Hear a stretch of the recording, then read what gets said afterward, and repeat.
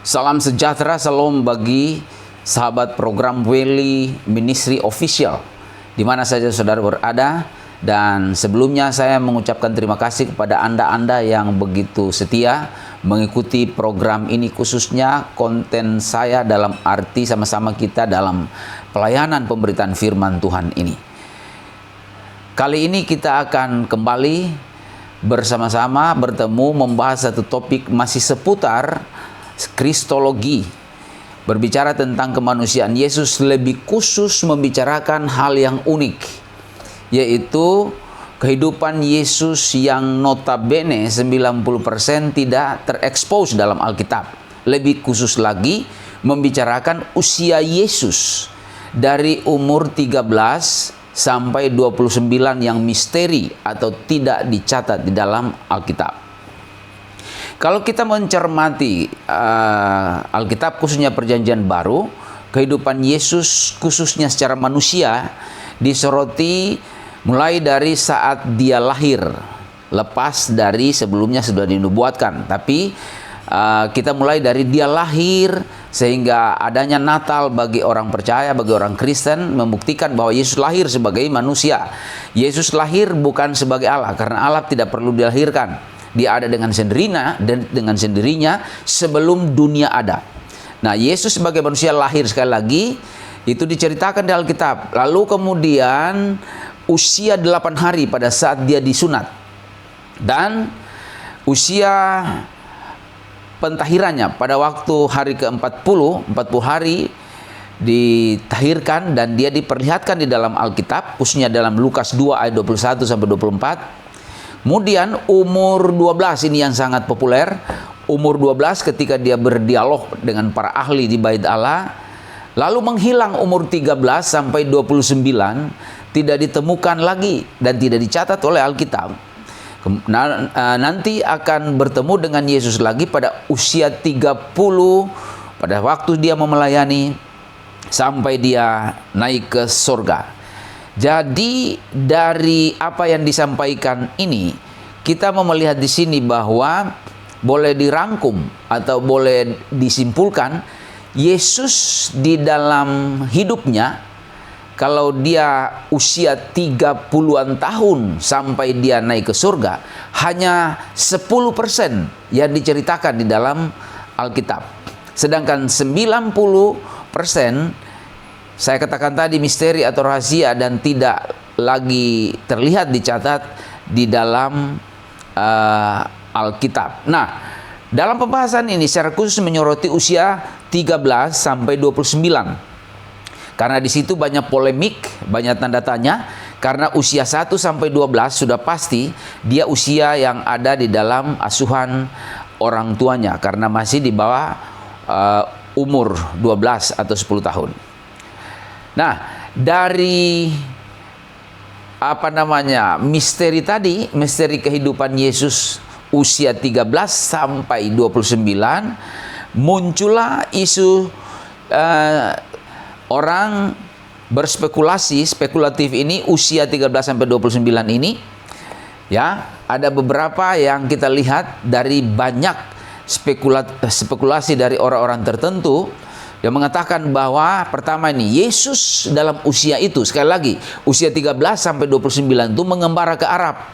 Jadi sengaja meninggalkan orang tuanya dengan catatan bahwa bagi sangkaan orang dia anak yang tidak baik terhadap orang tua. Meninggalkan orang tuanya ketika dia remaja sampai dewasa umur 29. Yang kedua, ini seorang ahli, boleh kata begitu, menulis buku yaitu bernama Elizabeth Clare dengan judul buku The Lost Years of Jesus. Intinya di dalam buku itu, Yesus usia 13 sampai 30, Yesus pergi ke Nepal menurut Elizabeth ini, ke Tibet, lalu ke India bersama pedagang Yerusalem untuk mempelajari hukum Buddha dan Hindu pada momen-momen lain. Nah, ini pandangan dari Elizabeth Clare Yang kedua adalah Nicholas Notovic dengan judul buku The Unknown Life of Jesus, yaitu buku yang boleh diterjemahkan kehidupan Yesus yang tidak diketahui, yaitu umur 13 sampai 29 memasuki 30 tadi. Dia katakan di dalam buku itu bahwa Yesus belajar aliran keagamaan di India, dan usia 30 dia balik ke Yerusalem. Setelah penyaliban, kembali Yesus ke India dan mati di Kashmir dalam usia 120. Nah, ini dua ahli atau dua penulis buku ini menyaksikan keberadaan Yesus dalam usia misteri tadi. Lalu penulis ketiga, berarti ini pendapat atau isu keempat. Penulis ketiga adalah Andreas Faber. Dalam buku Jesus Died in Kashmir, Yesus mati di Kashmir, dia mengatakan bahwa Yesus ke Tibet mempelajari hal ilahi dan hukum Buddha, mirip pandangan sebelumnya. Dan ternyata menurut dia tidak mati di Golgota dan tidak naik ke sorga, tetapi Yesus ke Kashmir, kemudian menikah dan punya anak di sana, lalu mati tua di daerah itu, di daerah Kashmir. Kita melihat di sini, sahabat, program Weeli Ministry Official, dari pandangan-pandangan di atas menyebabkan 5 tuduhan ya yang miring terhadap Yesus. Yang pertama, secara manusia menurut orang-orang ini, dia atau Yesus itu tidak tunduk kepada orang tuanya dan tidak hormat, tidak taat dan tidak cinta orang tua. Jadi ini mau menimbulkan kesan bahwa secara manusia Yesus waktu remaja itu tidak menjadi teladan karena dia tidak menghormati dan tidak mentaati orang tuanya. Dan yang kedua, Yesus tidak bertanggung jawab dalam keluarga dan tidak membantu orang tuanya sebagai putra laki-laki pertama atau tertua dalam rumah tangga Yusuf dan Maria. Namun sudah sering dibahas, Yesus bukan anak kandung atau anak biologis dari Yusuf dan Maria. Dan yang ketiga adalah Yesus, ini tuduhannya, Yesus diragukan integritasnya, khususnya integritas rohani, karakter dan kepemimpinannya. Ya, sebab 18 tahun dari usia 13 sampai 29 atau 30, taruhlah di rata-ratakan menjadi 18 tahun menghilang. Jadi bagaimana kita meneladani Yesus dan integritas positif mana yang kata orang-orang ini kita bisa mendapat atau kita dapati di dalam Yesus. Dan yang keempat, tuduhan keempat adalah Yesus tidak ada satu perbuatan yang baik yang dia kerjakannya selama 18 tahun. Karena dia mengembara kemana-mana dan tidak teratur, tidak terkendali, dan tidak terbina, tidak terdidik. Karena mengembara ke wilayah-wilayah yang tidak disertai atau diayomi oleh orang tuanya. Dan yang kelima adalah selama 18 tahun, ya, Yesus itu ada pandangan seperti ini. Selama 18 tahun, Yesus bukan Tuhan. Nah, ini pandangan ebionitik. Ada hubungannya, ebionit itu menganggap bahwa Yesus itu diangkat, dikukuhkan sebagai Tuhan setelah dia dibaptis. Sebelumnya dia bukan Tuhan. Jadi relevan atau koheren dengan pandangan ini bahwa selama 18 tahun 13 sampai 29 itu Yesus bukan Tuhan. Dan dia tidak dicatat atau penyebabnya dia tidak dicatat di dalam Alkitab. Sahabat Weeli Ministry Official dan juga jemaat dan hamba Tuhan, kawan-kawan di mana saja saudara berada, pandangan-pandangan dari penulis buku tadi atau penulis itu sangat terkenal di bumi ini dan mereka sangat berpengaruh. Kalau ini dibaca atau didengar oleh jemaat, dan konon sudah tidak sedikit jemaat mendengar dan membaca buku ini, mempengaruhi persepsi jemaat bahwa kesimpulannya Yesus itu bukan Tuhan dan Yesus itu adalah anak boleh dikata kalau secara manusia dia anak yang tidak sopan, tidak hormat, tidak tahu aturan pada orang tuanya, dan dia tidak taat hukum. Dia pergi mengembara kemana-mana. Dan ini bisa merusak iman dalam arti mempengaruhi keyakinan orang percaya, khususnya anak-anak Tuhan yang masih bayi rohani atau belum terlalu paham tentang ajaran doktrin Kristen yang begitu dalam. Karena itu, saya berkeputusan untuk memberikan tanggapan sekaligus mengklirkan persoalan yang sesungguhnya dilihat dari dasar dan kacamata Alkitab. Dan bagaimana kata Alkitab? Tadi kata orang-orang ini. Dan kalau kita sinyalir orang ini adalah orang-orang yang tidak percaya Yesus. Tapi apa kata Alkitab? Apakah sama? Kita lihat menurut Alkitab. Nah, khususnya kita soroti usia Yesus 13 sampai 30 tahun. Jadi 18 tahun ini. Nah, kita lihat beberapa hal dari fakta Alkitab ini. Yang pertama, keberadaannya dalam usia 13 sampai 29. Ini yang pertama. Kalau kita lihat di dalam Alkitab, pasca diskusi besar, diskusi agung di Bait Allah dengan para ahli, ya, yang dicatat di dalam Lukas 2 itu khususnya ayat 51 sebelum ayat 51 diskusi itu terjadi. Di dalam ayat 51 dikatakan bahwa Yesus pulang bersama-sama orang tuanya. Jadi ini catatan yang mengcounter.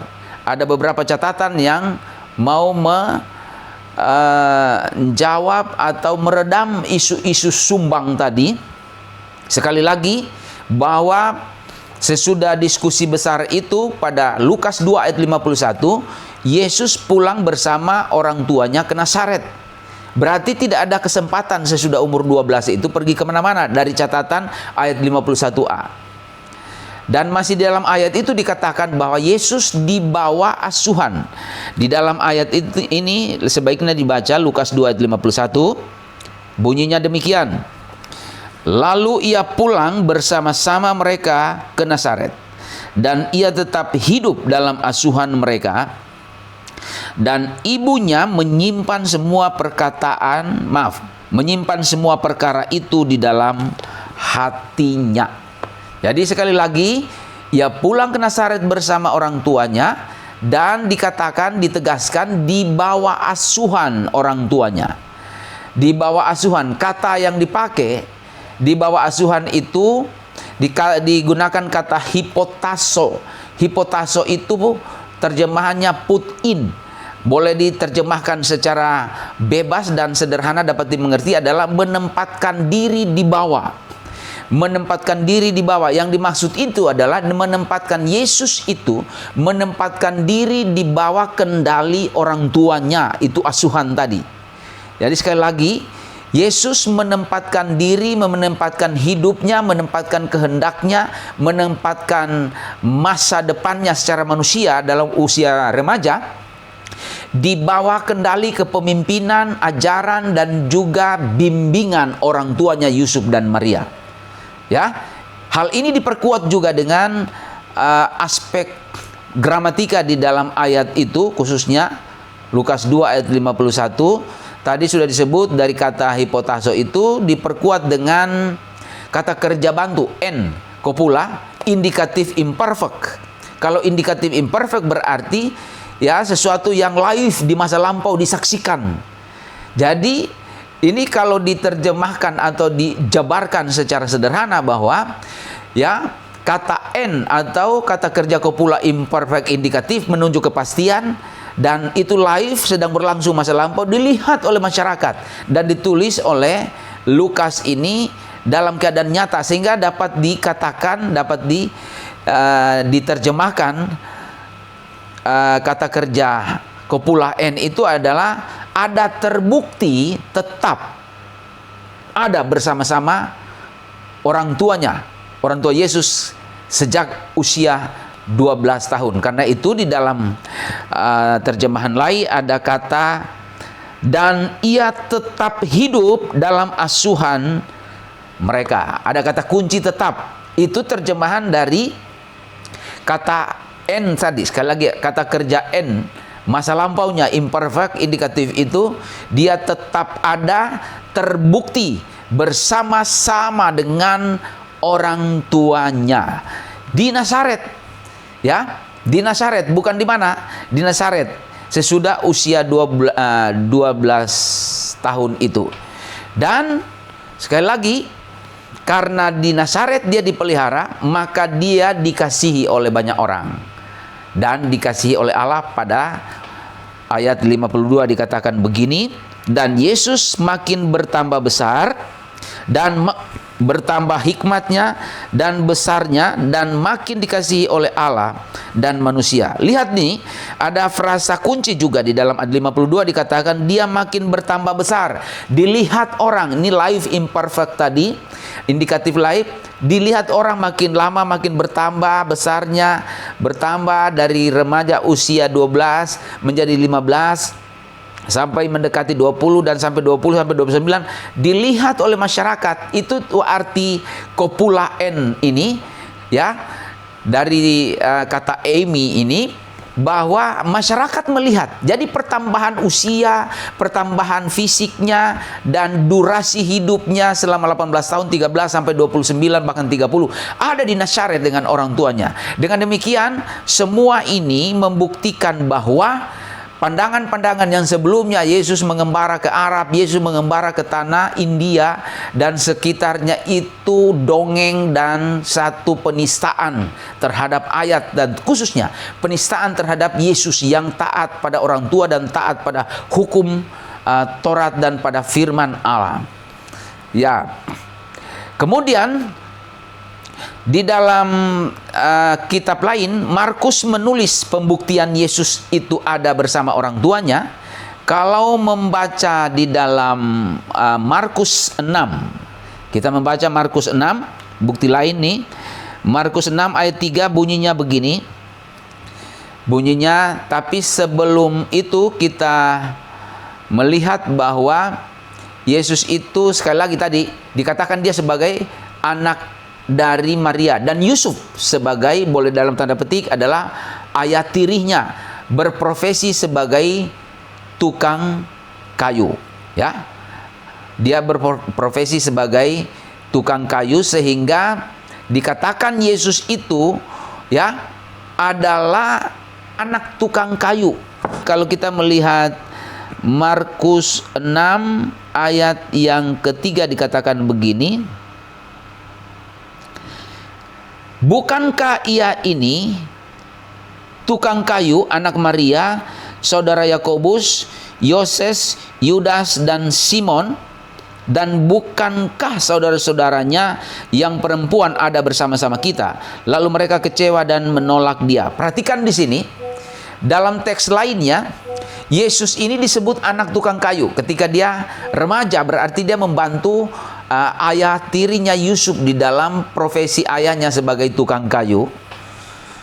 Berarti anak ini anak yang taat pada orang tua. Anak ini anak dengar-dengaran, dia hormat, dia membantu kebutuhan keluarganya. Ini secara manusia dalam hidup remajanya. Tapi di dalam Markus 6 ayat 3, perhatikan baik-baik, ini jarang barangkali terekspos kepada jemaat.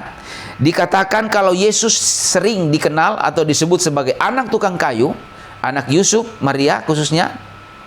Tapi di dalam Markus 6 ayat 3 dikatakan, saya baca sekali lagi, dikatakan tadi, bukankah ia ini tukang kayu? Sudah bukan anak tukang kayu, dia disebut tukang kayu.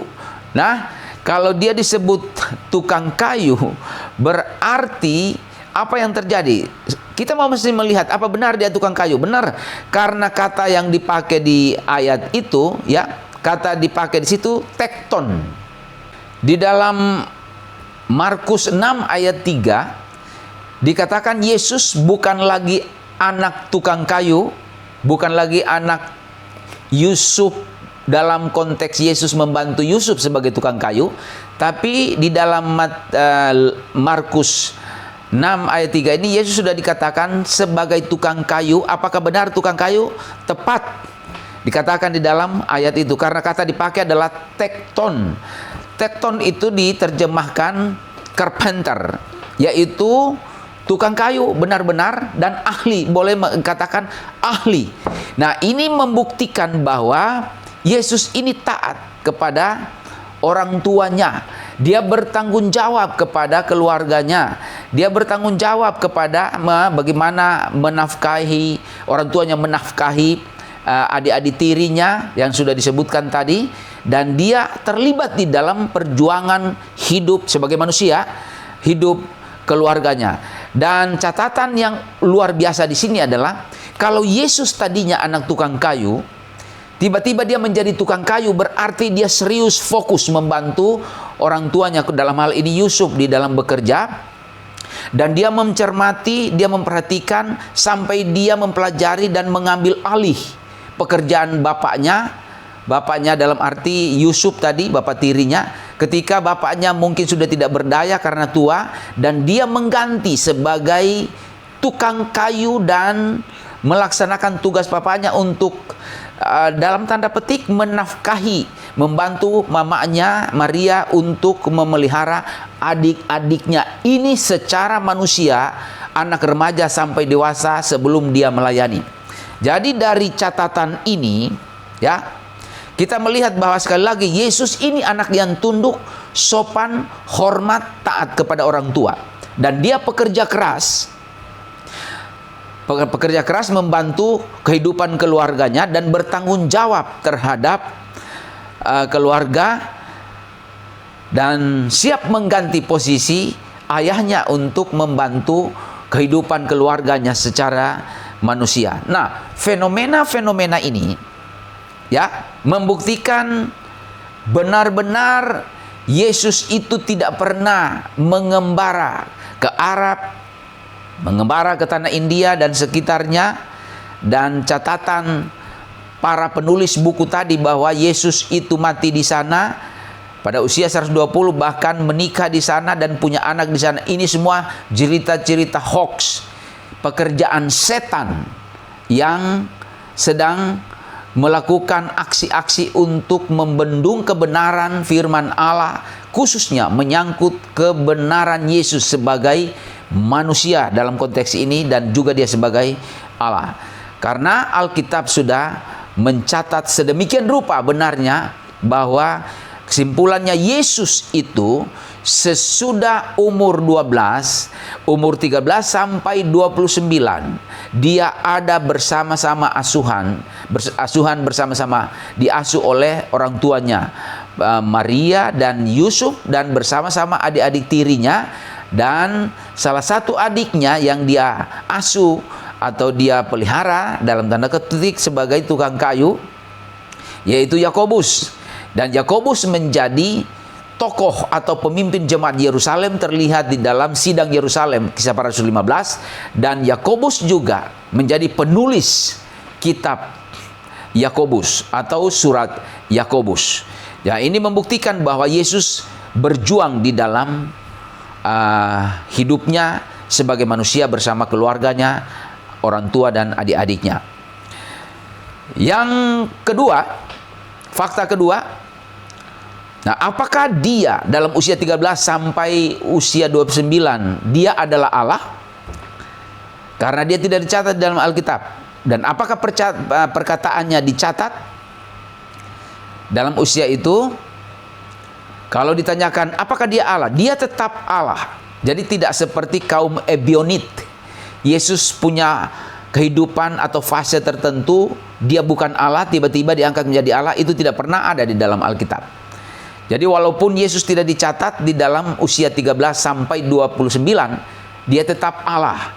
Hanya digunakan kemanusiaannya. Ya, kemanusiaannya dalam arti dia menampilkan kemanusiaannya, tapi di dalam dia, bukan hanya dalam dia, memang dia Allah. Dia Allah yang tidak terpisahkan dari kemanusiaannya. Lalu bagaimana dengan perkataannya? Selama 18 tahun, 13 sampai 29, apakah dia berbicara? Udah pasti berbicara. Apakah itu firman Allah seperti firman yang ada di catatan Alkitab, 66 kitab ini? Ya, kalau bicara perkataan Yesus, bisa ya firman Allah, bisa tidak. Kalau ya adalah semua perkataannya yang dicatat dalam Alkitab.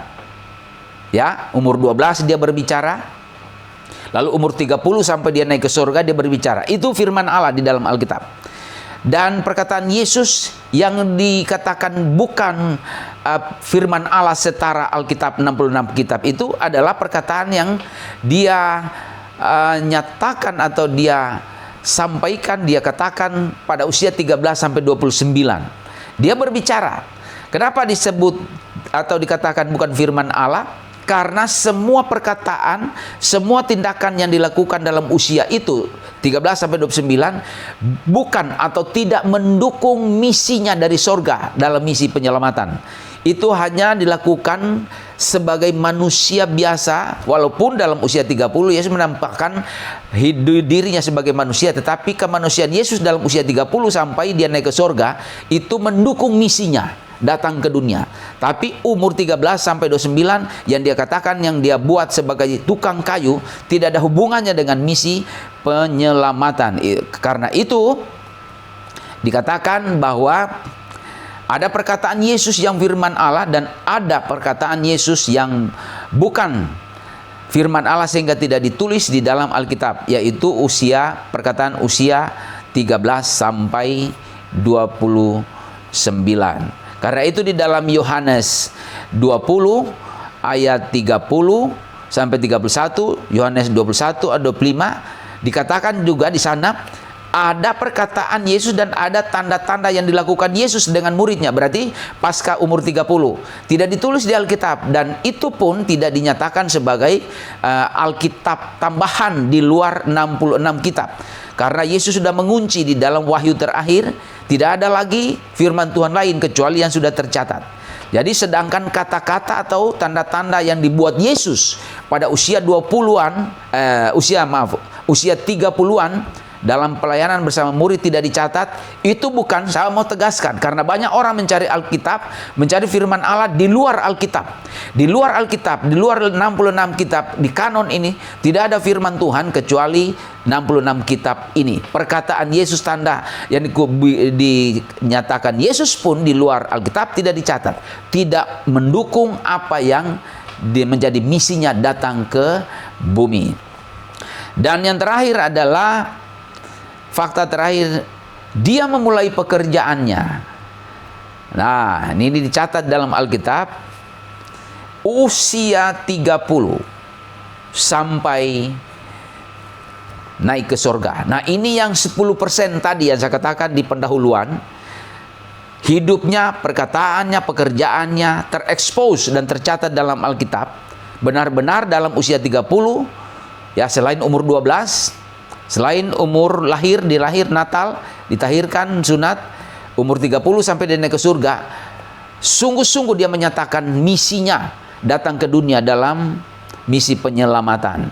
Dan sekali lagi dia mulai bekerja melayani 30. Ini tradisi dalam perjanjian lama. Yusuf mulai bekerja umur 30 dalam Kejadian 41-46. Daud menjadi raja umur 30 walaupun ada raja bukan 30, tapi tradisi itu dicatat di dalam diatur di dalam Torah. Bilangan 4 ayat 4 mengatakan bahwa orang Israel ya yang melayani di kemah atau bertugas itu mulai umur 30. Sekali lagi kita melihat di sini bahwa Yesus adalah Allah dan manusia, dan umur 13 sampai 29 itu kemanusiaannya ditampilkan dan dia bersama-sama dengan orang tuanya ada di Nazaret. Sekali lagi saya menekankan bahwa pandangan dari buku tadi para ahli boleh mengatakan sampai sekarang, dan juga anggapan Yesus mengembara ke Arab dan ke tanah India, kalau ini sudah diterima oleh jemaat, jangan percaya ini buku hoax atau pandangan-pandangan yang tidak bertanggung jawab dan tidak ada dasar Alkitab. Dan ini adalah ajaran sumbang, pekerjaan-pekerjaan setan dan antikris berusaha untuk melemahkan iman orang percaya dan anak-anak Tuhan. Fakta Alkitab menjelaskan tentang Yesus memulai pelayanannya atau pekerjaannya. Dalam Lukas 3 ayat 23 saya baca seperti ini. Ketika Yesus memulai pekerjaannya, ia berumur kira-kira 30 tahun. Dan menurut anggapan orang, ia adalah anak Yusuf, anak Eli. Jadi jelas firman Tuhan berkata bahwa sesudah dia diasuh oleh orang tuanya, umur 29, tiba saatnya dia menunaikan tugasnya, melayani, melaksanakan visi misinya. Dia datang ke dunia dalam misi penyelamatan pada umur 30. Dan mulai umur 30 itu dia dibaptis, kemudian dia bersekutu dengan bapaknya dan dia diuji di sana oleh bapaknya dan dicobai oleh iblis di padang gurun dan dia sukses. Dalam 40 hari dia mempersiapkan pelayanannya. Sesudah turun, kemudian dia mengumpulkan para muridnya. Ini dalam usia 30 sampai dia naik ke surga. Boleh dikata dalam pendahuluan saya tadi bahwa usia 30-an tahun Yesus di bumi hanya diekspos 10%. Yang paling banyak adalah pada usia 30 tadi. Sesudah dia dibaptis dan sukses atau berhasil mengalahkan setan dan godaan-godaan di padang gurun dan dia melayani. Dalam pelayanannya kemudian dia mengajar, dia melakukan apa saja yang diperintahkan oleh bapaknya sebagai utusan memberitakan kabar baik, dalam arti dia sendiri menjadi kabar baik itu sampai dia disalib, menebus manusia yang berdosa, sampai dia kemudian dikubur dan bangkit, dan selama 40 hari sesudah bangkit dia di bumi terus menuntaskan misi visinya, kemudian melatih para muridnya untuk memberitakan Injil ke seluruh dunia.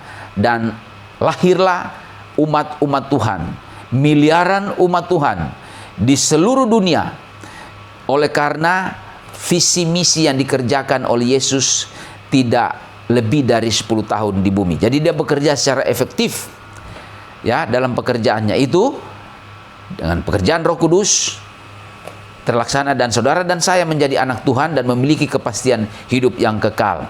Pada usia pada waktu selesai 40 hari di bumi setelah bangkit, dia naik ke surga dan menyediakan tempat bagi saudara dan saya untuk bersama-sama dia satu saat di dalam kekekalan di surga dan langit bumi baru selama-lamanya. Saudara-saudara yang diberkati Tuhan, sahabat Weli Ministry Official di mana saja saudara berada, jika Anda memiliki atau ingin mengajukan request tentang topik yang mau dibahas atau ide-ide, atau saudara menemukan adanya polemik doktrin Kristen dan pandangan-pandangan yang meresahkan umat, boleh saudara kirim ke saya, dan kalau saudara berkenan atau menginginkan untuk saya buat tanggapan, saya akan lakukan, saya akan buat, dan saya akan kirim lagi kepada saudara. Saudara share untuk menjadi berkat bagi jemaat dan hamba-hamba Tuhan lainnya. Tuhan berkati kita semua. Sampai jumpa. Shalom.